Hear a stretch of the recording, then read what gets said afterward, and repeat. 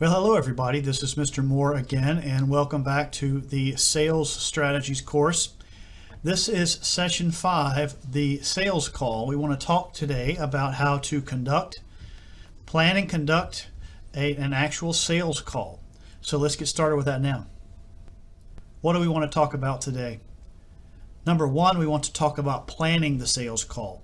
What do you do before you get to the sales call? Very important that you do a lot of planning. And then secondly, conducting the sales call. What is the process that you go through in the call itself? And then thirdly, presenting solutions. Let's break that component out of the conducting the sales call. Let's talk about how to present solutions and what to focus on. And then finally, let's talk about handling objections. Handling objections. What about when the customer has a problem with your solution? So let's go ahead then and get started with planning the sales call. So some planning basics here. Whatever you do, you got to spend some time preparing for the sales call. Now, as in the early days, when you just get the job and you just get started, you'll have to spend a lot more time planning. As you get more experience and you get better at it, you won't have to spend as much time planning. But planning is always a good idea. Have some idea what you're going to do when you get there. You want to research the company and the person beforehand if possible. So you want to look on the website, learn a little bit about the company. If you can find the individual on LinkedIn or some social media, you can learn a little bit about them. If you can find articles about the company, just be aware of the company and the individual you're meeting with if possible. Then you want to get your questions ready. Remember, we talked about needs and questions. Gave you a plan and a process to figure out what your best solutions are and to work backwards into the questions that lead into those solutions. So get your questions ready. Get your literature ready if you have any handouts, or if you have an iPad or something where you need literature up or you need a presentation up. Get yourself ready. Make sure everything is ready to go before you go in there. Check your technology. Like I said, if you got an iPad, make sure it's charged. If you got a laptop, make sure it's charged. Make sure everything works before you walk in the door. And then know where you're going. Know where you're going, and don't wait. Don't try and get there 2 minutes before. As I encourage all my students, do everything early. Get there early. Get there 20-30 minutes in advance. Make sure you know where you're going and what entrance you're going into. And give yourself plenty of time to travel. Make concessions for getting lost or turned around in your directions, or your GPS being wrong, or traffic being heavy. Don't wait till the last minute. Get there, be ready to go, and have yourself, don't be all anxious and worried and flustered because you were late. All right? Those are just some planning basics. Now let's talk about conducting the call itself. Once you get in the door and the customer comes out and says, well, come on back to my office, what do you do then? All right, going for the gold. Let's talk about this. First of all, remember we said be likable. So smile, shake hands. How you doing? Give a good firm handshake. Even if you're a female or a male, give a good firm handshake. Thank them for their time, and make some small talk. You want to talk about the weather. You want to talk about the traffic. You want to ask them questions about their office, or just a few minutes of just kind of breaking the ice. Don't jump right into it as soon as you get there. You'll be able to feel when it's time. Then you want to start off. You don't want to do a lot of talking at first, but you do want to do some talking. So you want to give an overview of your company. This is who we are, this is what we do, and my role is this. All right? And what I wanted to talk to you today are about some things that we might be able to, some ways we might be able to help you. All right? Brief overview of your company, your role in the firm, and then transition to your questioning. Don't start talking about products. Ask the customer, determine needs. Go through a thorough questioning of all the areas you want to get questions to and answers to, and then present your solutions. You said this. Well, we've got a product that does that. You said you needed this. Well, we can help you solve this with this. All right? Handle objections. Customer has it sounds too expensive, or I need it in a different color, or such and such. Handle those objections. Determine what the next step would be. Once you're drawing down and you've talked about your solutions, you've handled some objections, you got to determine what the next step is. Do they want you to quote it? Or they want to place an order? Do they want to set up a meeting for another decision maker? What is the next step that we need to take? And then bring the meeting to a close. Thank you for your time. I appreciate you talking with me, and then just kind of repeat the next step. What I have down here is I'm going to do A, B, and C, and then as I told you before, and trust, do what you say you're going to do after the sales call is over. So that's just a brief way to go about a sales call. All of them will be a little different, but every one of them is going to fall under this basic 4-step process. All right, so let's pull out a couple of pieces from the actual sales call process, and let's talk a little more in detail about those. Let's talk about presenting your solutions. Once you get all your questions answered, in your mind, you should be starting to think about what are you going to present? What am I going to talk about when the customer's done answering my questions? So let's talk about that. How do you know what to talk about? What do I talk about first, Wes? How do I determine? Well, you let the customer's answers guide what you talk about as solutions. You're listening for them to tell you what they want you to talk about based on what you know about your solutions, and your questions are going to bring those things out. So key in on the needs they express that align with your best solutions. So if you have a server that is 25% faster than everybody else's, and in your questioning the customer says, oh my goodness, we constantly have problems with our servers, they just can't keep up with the data we're pushing through them. Ding, ding, ding, ding, ding. You need to talk about that. All right? If you say you have something that's 20% cheaper and they're like, well, cost isn't an issue, we want the highest performance. Don't talk about cost. You see there? Key in on what they tell you and then drive in with your solutions. Present solutions in terms of the value the customer is looking for. Remember, we're always about the customer, we're not about us. So we're going to present this in terms of what they have expressed an interest in and what is valuable to them, not what is valuable to us. So keep it in terms of what they're looking for. So what they tell you they want, you use that language in telling them what you have, as long as your product actually has that. All right? And then look for buying signals. Buying signals. When you're talking and presenting a solution, if the customer's shaking his head or her head, that's a buying signal. If the customer says, hold on just a minute, picks up the phone, hey Bill, will you come in here and listen to this real quick? I want you to hear this. Buying signal. That's important. That must be really valuable to them. Things they write down. When they start writing stuff that you're saying, they took note. That's called a buying signal. So you're looking for those to indicate whether or not you're going to be successful and to guide your future actions. Okay? So those are some keys about presenting your solutions. Now let's talk finally about how to handle objections. What about when the customer says something negative or has a problem or an issue? Let's talk about that. All right, what is an objection? An objection is any issue or problem the customer expresses with your solutions. So anything that they come up with that is not a yeah, that's great kind of thing,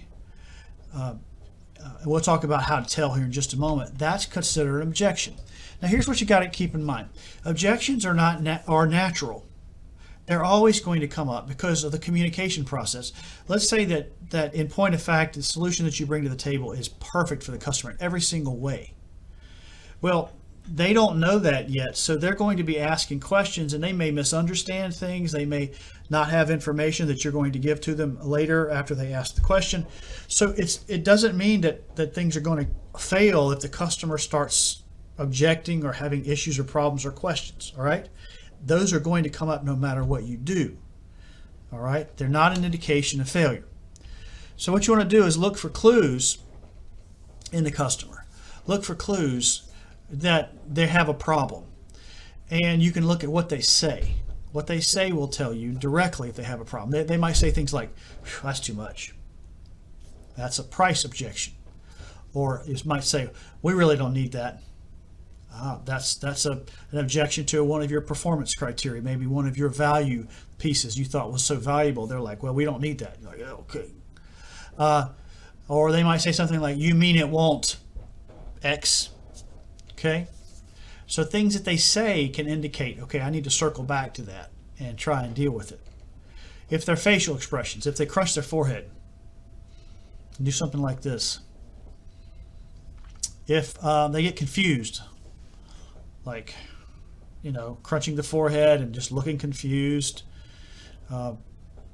Crunching the forehead might be like a doubt, like I doubt you, like you're kidding, right? I know you're not. I know you're making that up. Or confuses, you will look for that. That means that there's a problem. Okay. Body language. Look for body language. Shaking of the head. Something like that. Or bored. Just kind of like, will you please hurry up? That's a problem. A sigh. That's an objection. There's a problem. Okay, so you know that you have those. And then remember that they're not all created equal. And what I mean by that is, customers will seem to object to things that are in their mind only minor. So they may object. They may say, well, we normally use blue cable. So that sounds like an objection. Like you're saying, well, we have it in white, and they're saying blue. And so not all objections are created equal. So in a moment, we'll talk about clarifying questions. Well, that's one of the questions. That's one of the things you want to clarify. How big a deal is this? So if they give you 3 or 4 objections, there may be only one that's actually that big a deal. The others are like, well, I don't really care about that. We normally use blue, but it's not that big a deal. Okay? They're not all created equal, so don't take all with the same amount of force. All right, so let's talk about the process for dealing with objections then. Okay? How do we deal with objections when something comes up? First of all, make sure you understand the objection. Don't jump to conclusions. Ask a clarifying question. So if the customer says, like we just used the example of blue cable. We normally use blue cable. You might say, well, do you normally use blue cable for everything you do, or just for one particular application? Oh, we just use it for this one application, and is that a lot of your business? No, that's maybe only 5%. See? Make sure you understand the objection. And then secondly, if it is a misunderstanding, simply correct it and move on. So if they're misunderstanding, what I mean here is if they're misunderstanding something you've said, like let's just say you say this cable is offered in 3 colors, blue, red, and green, and they say something like later on in the conversation they go, well, we need green cable, and they're misunderstanding. They didn't understand that you said that you had green cable. It's a misunderstanding, so you just correct it. If it turns out to be a misunderstanding, you say, oh, well, we do have green cable. Yes, I'm sorry if I didn't make that clear. We do have green cable. Oh, okay. All right. So make sure you understand it. If it's a misunderstanding of the actual information, just correct it and move on. Many times that is the case. If neither one of those is at play, if it's a legitimate thing, then acknowledge it. Acknowledge it if it's an issue, and try and redirect it to some value that offsets it. There's simply nothing you can do about it. If a customer, let's take the green cable. The customer wants green cable, and you've tried 10 times to get your company to make green cable, and they will not make green cable. And the customer wants green cable. Then you just have to say, I'm sorry, I've tried to get the company to make it. We just don't make green. But, we have a number of other colors that if green isn't, a drop dead issue for you, why are you using green? Well, we're using green so that it looks different from the red cable for fire alarm. Oh, well, could you use pink instead? Oh, well, sure. Okay, so acknowledge it if it's legitimate, and then try and redirect it to some value that offsets it. Okay? But sometimes you can't do that. Sometimes at the end of the day, the customer has to have X, and you don't have it. And this is one of the ways that you can see if it's that important of an issue. What I find is, this might sound counterintuitive, but if you will indicate to a customer, if you hear an objection, if you'll just indicate to the customer, well, maybe this isn't the right solution, and that's no big deal, I understand completely. You kind of take it off the table, and then you see what they say. So you say, well, we just don't make green, and I'm sorry. So, you just keep getting that cable where you're getting it, and we'll, maybe you'll keep us in mind for another opportunity. And then the customer will say, okay, no problem. If it's a big deal, they'll say yes, no problem at all. But if it's not that big a deal, the customer will say something like, well, no, I mean, you got a good product here, and we can find another cable to use. It's not that big a deal. Okay? But at the end of the day, if you can't overcome the objection, you can't overcome the objection. And so you have to just accept what is actually real with the customer. And this is when we stay out of our used car salesman trick. We don't use tricks. We're not using manipulation. We're not trying to talk somebody into something they don't want to do. The reason you don't want to talk people into sales, and if they don't really want to do it, if they're not really satisfied that your value is the value they want, you don't want to push them into it. Because after you convince them to do it, they'll have nothing but problems with it. They will not like you for having done it, and all those objections that you were able to talk them out of will come right back up, and you'll have a mess on your hands, and the customer will not like you. So if it doesn't legitimately overlap, if your value and their need doesn't legitimately coincide, you just walk away. Remember, long term, we're looking at this long term here, okay? So that's a little bit about the sales call. And in our next session, we're going to talk about, we're going to just step back from the process, and we're going to ask, how do we find new prospects? Wes, how do we find people to call on? How do we find new potential customers to call on in a world full of customers that I don't know? So that's what we'll talk about next time, and I really look forward to that with you. So I hope you've enjoyed this session, and I look forward to seeing you again in our final session, session 6. Have a good day.